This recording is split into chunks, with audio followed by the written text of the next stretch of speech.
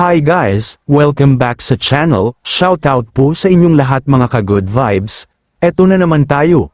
May mainit na naman tayong topic ngayon. Pero bago ang lahat, don't forget to like, subscribe, and hit that notification bell para updated kayo sa lahat ng chika at real talk natin.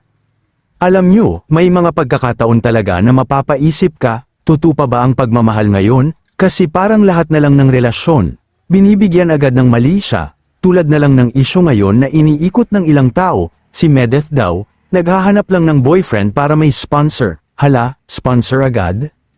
Ang bilis naman ng judgment, madam, ikaw na ang scriptwriter, ikaw pa ang director, scripted agad ang feelings ng tao, hindi ba pwedeng nagmahal lang talaga sila, na tinamaan sila ni Cupido at hindi ni Gcash?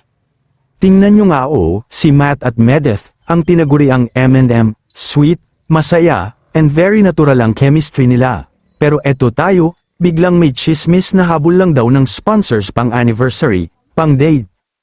Kwentong barbero, guys, come on, hindi naman sila nakadepende sa sponsor, si Matt, may trabaho, may kinikita, hindi naman sila umaasa sa pag-giveaway para lang makapag-date, kaya wag na nating unahan ang kwento nila. Alam mo, hindi lahat ng relasyon kailangan ipagduda, hindi lahat ng babae na may partner, ay naghahanap lang ng provider. Minsan, genuine talaga ang feelings, puso sa puso, walang halong script, walang halong agenda. At para sa mga madali maghusga dyan, baka kayo ang mas dapat tanungin, bakit ang bilis niyong mag-isip ng masama, hindi ba pwedeng maniwala sa totoo at malinis na intensyon? So ayun lang guys, sa panahon ngayon, kung may 2 taong nagmamahalan, suportahan natin. Huwag tayong maging dahilan para masira ang tiwala nila sa isa't isa, hindi tayo judge, jury, at executioner ng pagmamahalan ng ibang tao. Host smiles, spread love, not rumors. At tandaan nyo, minsan, hindi kailangan ng sponsor kung sapat na ang tunay na pagmamahal. Agree ka ba?